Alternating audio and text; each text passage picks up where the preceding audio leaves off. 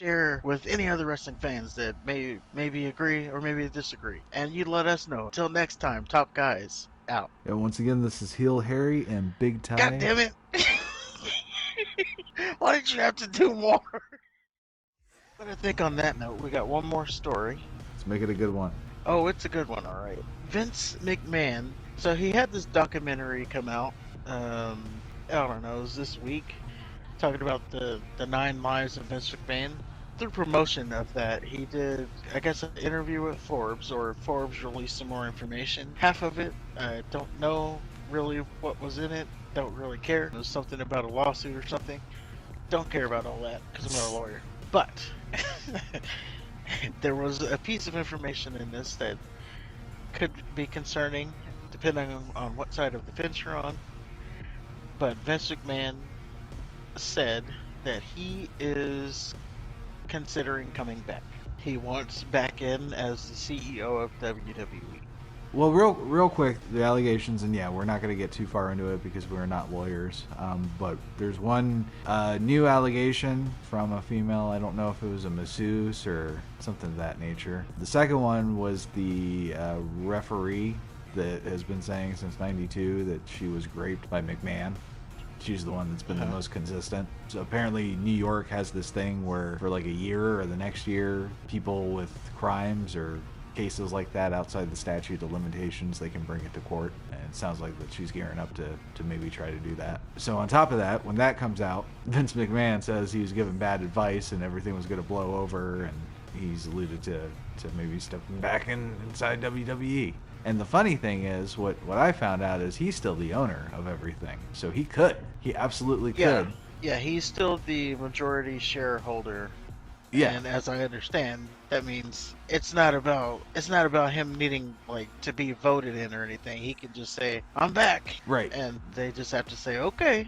Yeah, because he's a majority shareholder by a lot. I thought when he resigned, that kind of meant he was no longer the owner of the company too. But this was smart on Vince's part, if that's the case. I think it'll probably destroy the WWE. But I respect the hustle. Yeah, there is that little thing that if he comes back, the fans will definitely leave. You'll be pulling in like impact ratings at this point. Well, more importantly, the superstars would probably leave, especially the ladies. I mean, it's the ladies, but like if Scarlett leaves, you don't get carrying cross. There's gonna be a stigma, especially if McMahon's a convicted rapist. Oh, I got an even better thing for you. What about all the people that he fired, that Triple H rehired? Right. And then, well, Bray Wyatt's butthole clenched a little bit. Yeah, you got Bray Wyatt, Karrion Kross, Braun Strowman. Can you imagine just Triple H, Stephanie, and their daughters just sitting around, maybe making some popcorn, going to watch a Christmas movie with some cocoa and shit, and all of a sudden, Triple H's cell phone rings, and it just keeps ringing, and it doesn't stop because the wrestlers fucking find out that Vince McMahon wants to come back. And yeah, that'd pretty much be the thing. Oh, and we forgot William Regal. Yeah. Boy, now he's like the second or the right hand man now. And then he's just getting. Well, he hadn't even got there yet. He gets there in January, and then he could just be coming in, and Vince McMahon is like, "What are you doing here?" See, and he can have the distinction of not only being the only person to be getting paid by both promotions at the same time, but he'll have been released by both promotions at the same time. What I thought about was like, have you seen Training Day? A long time ago. Long time ago.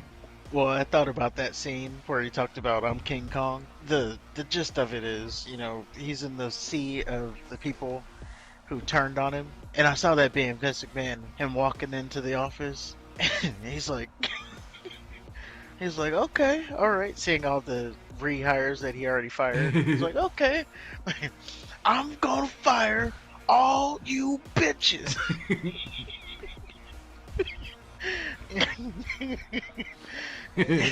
Yeah, it would definitely kill. It might kill the wrestling industry altogether. Yeah. I think it's not an overstatement to say that, because WWE is kind of the lifeblood of wrestling, right, especially right now. And if you bring Vince McMahon back, the fans are going to turn. So then no one's going to be watching WWE, and as they are the lifeblood of the wrestling industry, then yeah, it'll pretty much kill wrestling altogether. And we'd be That's doing not an overstatement. we'd be doing podcasts on like 95 Raw. Yeah, well, we can't talk about modern day wrestling anymore because it's So gone. the 1-2-3 kid comes out. Oh, are you guys ever going to talk about any new matches? Oh, there's no more new matches. Well, Talk about the glory years of wrestling. I do have to say it has to be unlikely that he comes back. But the nihilist in me just kind of wants that to happen. I want to see him try. I want to see him like take WWE back from a publicly traded company back to a privately traded company and just fucking burn it all down with his insanity. I don't know. I'm kind of rooting for him to come back. So Just so all hell can break loose. yeah, Just watch Just the to world see- burn. Because I said it's not an overstatement to say him coming back would kill the wrestling industry altogether. Yeah. Well, So- it definitely wouldn't be good for WWE at the very least. And if AEW is the only thing that survives, it's not a good sign. If they're the top, then I don't think that's good for wrestling. I mean, it's good for you, as you know, you like your wrestling, but there's gonna AEW be is no not more wrestling. there's gonna be no more sports entertainment. You can go watch Japan, whatever, and then there's gonna be no more sports entertainment. And then that's what I'm here for. And now I'm lost. That's cool. I'll turn you on to some good wrestling bouts. I want to see your Bruno San Martino. Give me an Ultimate Warrior versus Macho Man. Now that's wrestling. I'll give you Macho Man versus Diamond Dallas Page. Are you talking about when they started their feud and Diamond Dallas Page said, "Hey, don't mention the fact that she used to do Playboy," and then the first thing out of Macho Man's mouth was talking about her being in Playboy. Yeah.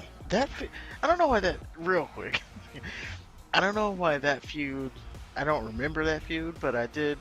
Like when I watched Diamond Dallas Page do like a remembering thing of it, Yeah. or like a recap of it, and he did it well. And I was like, why did I miss this feud? Or why don't I remember this feud? I remember It it. was a pretty good feud. Yeah. I don't remember. I remember Diamond Dallas Page already being kind of over them, but apparently that helped him.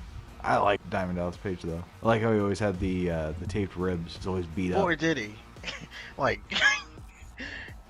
him and Bob Orton with that cast. Like, they probably had the two longest injuries in history. Yeah.